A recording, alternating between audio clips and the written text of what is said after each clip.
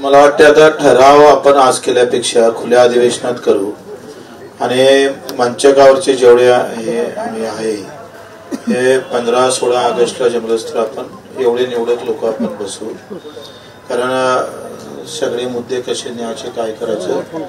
तर तुम्ही एक तारीख आम्हाला सगळे मिळून आम्ही कॉन्टॅक्ट करतो, एक तारीख आपल्याला द्यावं.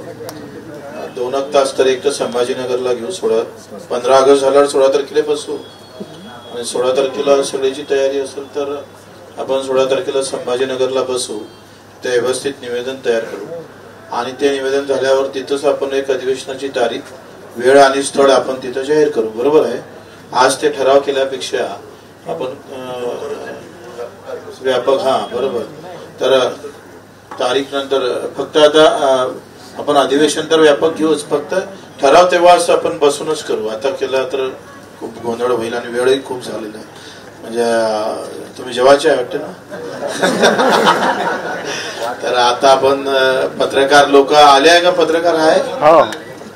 पत्रकार असेल तर मग पहिले हे करून घेऊन मग संपून टाकू इथलं. तर इथंच घ्या. पत्रकार बंधू जर आले असेल तुम्ही या ना, तुम्ही राहिलेच या. अजिंक्य आभार प्रदर्शन लाईव्ह मशीन घ्यायची. दत्ता भाऊ मस्के पत्रकार लोक असेल तर इथं समोर येत असेल तर या. काय असेल थांबून जाता.